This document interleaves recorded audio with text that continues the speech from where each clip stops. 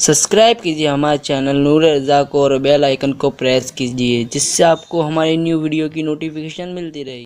हज़रत सईद इब्न मुसय्यब कहते हैं कि मैं एक बार मौलाए कायनात शेर खुदा अली मुर्तज़ा के साथ कब्रिस्तान गया। जब हम दोनों कब्रिस्तान में पहुंचे तो मौला अली ने कब्र वालों को सलाम किया, तो हमने कब्र वालों का जवाब भी सुना। मौला पाक ने सलाम किया तो कब्र वालों का जवाब भी सुना। फिर मौला अली शेर खुदा ने कहा, ए कब्र वालों ये बताओ कि अल्लाह ने तुम्हारे साथ क्या मामला किया जब तुम हमसे जुदा हो गए। जब तुम हमसे जुदा हुए तो अल्लाह ने तुम्हारे साथ क्या मामला किया। तो कब्र से आवाज आई, अली पहले ये बताओ कि हम आपसे जुदा हुए तो आप लोगों पर क्या गुजरी वो बताओ, फिर हम अपने अहवाल बताते हैं। तब चूंकि मौला अली से सवाल था, बाबे मदीनतुल इल्म से सवाल था, शेर खुदा से सवाल था, फातेह खैबर से सवाल था, दामाद रसूल से सवाल था, अखी रसूल से सवाल था, ज़ौजे बतूल से सवाल था, अबुल हसनैन से सवाल था, नातिक़े कुरान से सवाल था, सरकार अली ये पाक से सवाल था। तो मौला अली ने कहा, सुनो, तुम अगर ये चाहते हो कि तुम हमसे जुदा हुए हम पे क्या गुजरी तो सुन लो। फरमाया, पहली चीज ये हुई कि तुम्हारे इंतकाल के बाद तुम्हारा माल तुम्हारे वारिसों में तकसीम हो गया। यही है पहली बात, सबका माल तकसीम होना है। जमा लो कितना जमाते हो, कमा लो कितना कमाते हो, रूह निकली सारा माल वारिसों में तकसीम होगा। और लोग तो आज बेटे यार बेटे बेटियां, बाप का जनाजा उठता है, लोग प्लान करने लगते हैं कि अब बाप की विरासत तकसीम होगी तो मैं ये करूंगा और मैं ये कर। मगफिरत की किसी को पड़ी, बल्कि मेरे अजीज अवाम तो अवाम है, हमने बाज खवासों को देखा है, बाप का जनाजा पड़ा हुआ है और अभी से झगड़ा शुरू हो गया कि मेरा इतना है और ये मेरा इतना है। ये सूरत हाल है। अपनी मगफिरत की खुद फिक्र कर लो, अपनी बख्शिश का खुद इंतजाम कर लो। जाने वाले जाते जाते कुछ कर ले अपने वास्ते, वरना एक दिन तू भी तरसेगा फातिहा के वास्ते। कुछ कर लो, अपने लिए कुछ कर लो, अपना भला चालो, अपना भला चालो। दूसरों को नफरत करते करते इतनी नफरतें भर गई है दिल में कि अब अपने आप से भी प्यार न रहा। खुद की मगफिरत का इंतजाम कर लो, खुद की बख्शिश का इंतजाम कर लो, आमाल पे रो लो।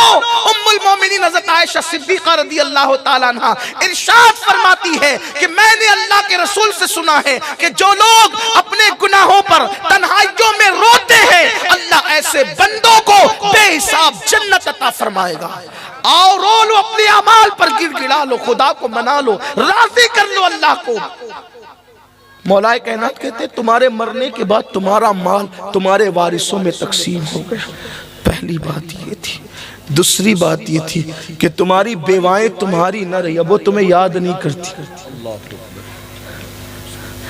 बड़े हाथ में हाथ देकर वादे किए थे, हम तुम्हें नहीं भूलेंगे और तुम हमें नहीं भूलोगे। यही था ना मेरे अजीज, जिसके लिए ताजमहल बना है, जिसके लिए उसके इंतकाल के बाद भी शाहजहां ने दूसरी बीवियों से निकाह किया। वो मोहब्बत की निशानी जो मुसलमानों को दहशतगर्द कहने वाले आजकल कह गए कि ये मोहब्बत की सबसे बड़ी निशानी। हम पूछते हैं गोरी चमड़ी वालों, ये तो बताओ जो दहशतगर्द होता है वो मोहब्बती कैसे होता है, और जो मोहब्बती होता है वो दहशतगर्द कब होता है। जो मुर्दों से इतना प्यार करे कि पूरा ताजमहल बना दे, वो जिंदों से कितना प्यार करता है। ताजमहल मुमताज की हयाती में नहीं बना, ताजमहल तो बादे इंतकाल बना है। और वहां दफन करने के लिए बुरहानपुर में जो है वो आहू खाना बना करके उसके जिस्म को मसाला लगा के रखा गया। अभी भी मौजूद है वो हमारे इलाके में बुरहानपुर में, कि वहां पर वो कि वहां रखा गया था। लेकिन बात मेरी वो नहीं है, उन्वान मेरा वो भी नहीं है, लेकिन ये कहता हूं जिसके लिए ताजमहल बना उसके बाद भी निकाह हुआ ना। शाहजहां ने दूसरी शादी की, उसकी और भी शादियां की उसके बाद। तो ये मोहब्बतों की बात है, भूल जाते सब, शौहर भी भूल जाता है, बीवियां भी भूल जाती है। मौलाए कायनात ने बिल्कुल सर्वे रिपोर्ट पेश की, आज के हालात देख लें। फरमाया कि तुम्हारी बेवाएं तुम्हें भूल गई, बास तो ऐसी कि दूसरी शादियां कर ली उन्होंने, कोई ऐब भी नहीं था। बेवा दूसरी शादी कर सकती है, ऐब नहीं है। अगर बेवा का, आजकल ये भी जिहालत और जाहिलियत है कि अगर कोई औरत बेवा होकर दूसरी शादी का प्लान करे तो औरतें उसको ताना देती है, कैसी बदबख्त है, कैसी बुरी है, बेहया है, शौहर मर गया दूसरी शादी की बात करती है। मैं कहता हूं वल्लाह, अगर बेवा होने के बाद दूसरी शादी करना ऐब होता तो मां खदीजतुल कुबरा कभी भी दूसरी शादी न फरमाती। कोई औरत है उनके बराबर? अगर बेवा होने के बाद दूसरी शादी करना ऐब होता तो हज़रत उम्मुल मोमिनीन उम्मे सलमा दूसरी शादी न फरमाती। उम्मुल मोमिनीन उम्मे सलमा की दूसरी शादी है जनाब खदीजा की दूसरी, बल्कि यूं कह ले कि उम्मुल मोमिनीन हजरत आयशा सिद्दीका के अलावा हुजूर की सारी अज़वाज मुताहरात जो हुजूर के निकाह में आई थी कोई भी कंवारी न थी, बस ये एक ही खातून थी जिनको कंवारी आने का शरफ हुआ। तो तलाक के बाद दूसरा निकाह करना ये भी मायूब नहीं है, और बेवा होने के बाद दूसरा निकाह करना ये भी मायूब नहीं है, बल्कि आज के पुरफतन दौर में तो मैं कहता हूं जल्दी से कर लेना चाहिए इद्दत के बाद, और घर वालों को भी कर देना चाहिए। आज का दौर बड़ा पुरफतन दौर है। निकाह वाली कहलाकर बदनाम हो जाना आसान है, बगैर निकाह के जराइम का पलंदा बनकर आखिरत खराब न करो। शराफत, झूठी शराफत है ये और क्या शराफत है कि निकाह से रुक गए और फिर कहने लगे कि फिर गुनाहों में मुब्तला हो गए। उससे तो बेहतर था कि दूसरा निकाह कर लेते, और कर देना चाहिए, कोई ऐब नहीं है। बेशुमार मिसालें, मैं अब इससे बड़ी मिसाल क्या पेश करूं अज़वाज मुताहरात में, बल्कि हजरत अस्मा बिनते उमैस को देख ले आप। ये वो खातून अस्मा बिनते उमैस रदी अल्लाह ताला अन्हा पहले हजरत जाफर के निकाह में थी। हजरत जाफर की शहादत हुई तो उनका निकाह सिद्दीक अकबर के साथ हुआ, सिद्दीक अकबर का विसाल हुआ तो फिर जनाब अस्मा बिनते उमैस का निकाह मौला अली के साथ, यानी तीसरा निकाह भी उनका हुआ। अब शराफत की निकाह का नाम जो है वो माज़अल्लाह बेहयाई नहीं है, बल्कि कंवारे रहकर, गैर शादीशुदा रहकर ज़िना करना, गुनाह करना, ये बेहयाई है। इस्लाम कहता है जायज रास्ते इख्तियार करो। इसलिए अल्लाह ना करे अगर कोई औरत बेवा हो जाए उस पर कोई पाबंदी नहीं है, वो इद्दत के बाद कर सकती है, और घर वालों को भी चाहिए कर दिया करे। कोई तलाक पाए कर दिया करे, और वो कि नहीं मैं तो उसी के गम में रहूंगी। मेरी बहन, कुदरत ने अब तुझे गम से आजाद कर दिया तो अब तुम कौन सा गम लेकर के बैठी।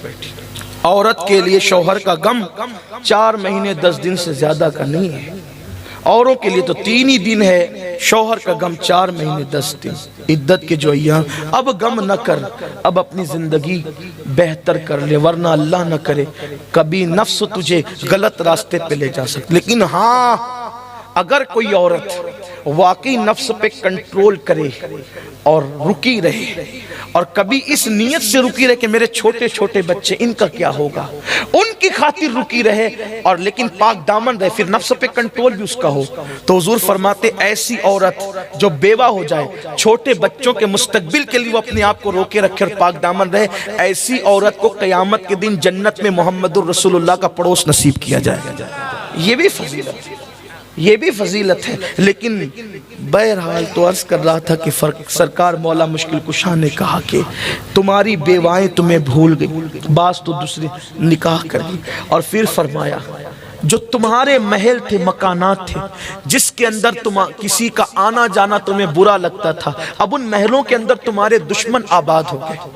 उन महलों में तुम्हारे दुश्मन आबाद हो गए। फिर मौला अली फरमाते अब इससे ज्यादा क्या सुनाऊं कि हम पर क्या गुजरी तुम्हारे जाने के बाद। ऐ कब्र वालों अब तुम ही बताओ, ऐ कब्र वालों अब तुम ही बताओ कि तुम पर क्या गुजरी। सत सईद इब्न मुसय्यिब फरमाते हैं कि कब्र से गमगीन सी आवाज आई, अली तो सुनिए। एक कब्र से गमगीन सी आवाज आई, अली तो सुनिए, जब हम आपसे जुदा हुए तो हम पर क्या गुजरी। आवाज आई, अली जब कब्र में आए तो इतना अंधेरा था कि एक हाथ को दूसरा हाथ सुझाई नहीं देता था, एक हाथ को दूसरा हाथ सुझाई नहीं देता था, मिट्टी मिट्टी है, ऊपर नीचे आगे पीछे दाएं बाएं। और अली सुनो सुनो, जिन आंखों पर बहुत इतराया करते थे, आंखों का बड़ा इस्तेमाल करते थे, सही गलत की कोई फिक्र न थी, वो आंखें पानी बनकर बह गई। ہماری آنکھیں پانی بن کر بہہ گئی ہیں۔ اور پھر آواز آئی علی، ہمارے سارے بال جھڑ گئے، سر کے بال، پورے جسم کے بال جھڑ چکے ہیں، آنکھیں پانی بن کر بہہ گئی، سر کے بال جھڑ گئے۔ کتنے بالوں کے لیے کتنے حساس ہیں، اگر کسی کے بال اکھڑنا شروع ہو جاتے، گنجا ہونے لگتا ہے، یہ ڈاکٹر، وہ ڈاکٹر، یہ تیل، وہ شیمپو، یہ وہ سب کتنا۔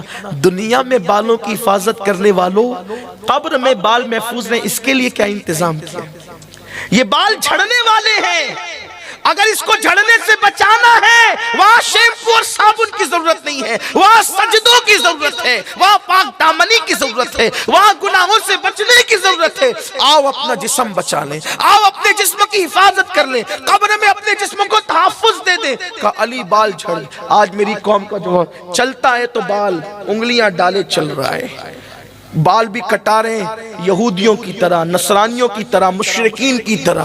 اب تو لوگ بال بھی کٹا رہے ہیں، تو بال کٹانے میں لوگوں کا حال چپکلی اسٹائل بال میں، ہنسنے کی بات نہیں ہے، اونٹ کا اسٹائل، ادھر سے ٹکلا ادھر سے ٹکلا ادھر بال۔ اس بارے میں روایتیں ملتی ہے، اگرچہ محدثین نے اس پر ذوف کا حکم لگایا ہے، لیکن عبرت کے لیے اللہ کے حبیب علیہ السلام کے فرمان کا مفہوم ہے کہ قریب قیامت میری امت کے لوگ بختی اونٹ کی طرح اپنے بالوں کو رکھیں گے، یعنی جیسے اونٹ کو پورے کاٹ دیے جاتے ہیں بال اور اوپر اس کی گدی رہتی ہے۔ آپ دیکھیں نوجوان لڑکے اور اس کو کٹانے کے لیے بڑی بڑی دکانوں پہ جاتے ہیں، کچھ لوگ تو ممبئی، بنگلور اور بڑے بڑے شہروں کا سفر کرتے ہیں بال کٹوانے کے لیے۔ شرم نہیں آتی؟ ماں باپ بیماری سے ادھر جھلس رہے، دوائیوں کو پیسہ نہیں دیتے، اور کئی 100 روپے صرف بال کٹانے پہ لگاتے ہو۔ بہن کے جہیز کے انتظام کے لیے بوڑھا باپ مزدوری کر رہا ہے، اور دوسروں کے دیکھا دیکھی تم سینکڑوں روپے بالوں پہ خرچ کر دیتے ہو۔ حضور کی سنت کے مطابق بال رکھنے میں شرم آتی ہے، اور ان بدبختوں نچنیوں کی طرح بال رکھ رہے ہو۔ ان بالوں کا انجام کیا ہے سنو، یہ بال جھڑ جائیں گے، قبر میں گر جائیں گے، آنکھیں بہہ جائے گی۔ یہ وہ آنکھیں جن سے گندے مناظر، گندی فلمیں، ننگی فلمیں، تھرکتے ہوئے جسم دیکھتے یہ بہے گی اور بال جھڑ جائیں گے۔ آؤ اگر بال ہی رکھنا ہے تو صالحین کے طرز پہ رکھو، بال ہی رکھنا ہے تو سنت مصطفیٰ کے مطابق، جس کو جیسا کرتے دیکھا کرنے لگ گئے۔ ہمارے لیے کوئی آئیڈیل نہیں ہے۔ اللہ نے کسی نچنیے کو، کسی گویے کو، کسی زانی کو، کسی شرابی کو اللہ نے ہمارا آئیڈیل نہیں بنایا۔ ہمیں جو آئیڈیل دیا ہے، خدا کی عزت کی قسم، وہ آئیڈیل اتنا خوبصورت ہے بلکہ خود فرماتا ہے لَقَدْ كَانَ لَكُمْ فِي رَسُولِ اللَّهِ أُسْوَةٌ حَسَنَةٌ، کہ تمہارے نبی کی زندگی تمہارے لیے بہترین نمونہ ہے، آئیڈیل ہے۔ اگر چلنا سیکھو تو انہیں دیکھو، بولنا سیکھو تو انہیں دیکھو، بیٹھنا سیکھو تو انہیں دیکھو، کھانا سیکھو تو انہیں دیکھو، سونا سیکھو تو انہیں دیکھو۔ خدا کی عزت کی قسم، وہ ادائیں اتنی دلربا ہے، جو ان اداؤں پہ عمل کرتا ہے وہ بھی خدا کا محبوب ہو جاتا ہے۔ اللہ اکبر، تیری سیرت، تیری صورت زمانے سے نرالی ہے، تیری ہر ہر ادا پیارے دلیل بے مثالی ہے۔ آؤ نقل ہی کرنا ہے تو ان کی نقل لباس میں کریں، بالوں میں کریں، اٹھنے میں کریں، بیٹھنے میں کریں۔ ارے ان کا چلنا تو اتنا خوبصورت ہے کہ قرآن کہتا ہے لا اقسم بہذا البلد، یہ ان کی ادائیں چلنے کی۔ اگر وہ کمبل اوڑھ لے تو قرآن کہتا ہے یا ایھا المدثر، اے کمبل اوڑھنے والے پیارے حبیب۔ اگر وہ صحابہ میں بیٹھ جائیں تو قرآن کہتا ہے یا ایھا المزمل، اے جھرمٹ مارنے والے محبوب۔ اللہ اکبر، حد تو یہ ہے کہ اگر وہ پیارا محبوب، وہ پیارے حبیب تکلم ریز ہو جائیں تو قرآن کہتا ہے وما ينطق عن الهوى ان هو الا وحی یوحى، کہ وہ پیارا حبیب۔ مولا مشکل کشا نے فرمایا مال وارثوں میں بٹا، بیوائیں تمہیں بھول گئی، تمہارے گھروں میں تمہارے دشمن آباد ہو گئے۔ اور پھر قبر سے جو جواب آیا کہ آنکھیں بہہ گئی، سر کے بال جھڑ گئے، اور پھر کہا کہ ہمارے گالوں کو قبر کے کیڑے کھا رہے ہیں، جسم کو قبر کے کیڑے کھا رہے ہیں۔ اور پھر آواز آئی علی، حضرت سید ابن مسیب کہتے ہیں علی یہ پیٹ پھٹ گیا، اور اس سے اتنی بدبو نکل رہی ہے کہ اگر ہم پر کوئی اور بھی عذاب مسلط نہ کیا جائے، اگر ہم پر کوئی اور بھی عذاب مسلط نہ کیا جائے تو ہمارے پیٹ کی بدبو ہی ہمارے لیے بہت بڑا عذاب ثابت ہو سکتی ہے، اور ہمارا کفن بھی ہم سے چھین لیا گیا۔ علی اس سے زیادہ آپ کو اور کیا قبر کے احوال بتائیں۔ سعید ابن مسیب کہتے ہیں یہ سن کر مولا علی اتنا روئے کہ مجھے ڈر لگنے لگا کہ روتے روتے علی یہ مرتضیٰ کی جان نہ نکل جائے، تو میں دعا کر رہا تھا کہ اللہ علی کو توفیق دے کہ وہ رونا بند کر دے، اور ان کو اللہ عافیت اور امن نصیب فرما، سکون نصیب فرما۔ یہ سعید ابن مسیب رضی اللہ تعالیٰ کا فرمان ہے۔ سوچو جن کو رسول پاک نے جنت کی بشارتیں دی ہے، وہ قبر کے احوال سن کر اس طرح روتے ہیں کہ لوگ گمان کرتے ہیں کہ کہیں جان نہ نکل جائیں، دعا کرتے ہیں کہ اللہ ان کو سکون عطا فرما دے، لیکن اپنا حال یہ ہے کہ دنیا کی رنگریلیوں میں قبر کو بھول گئے۔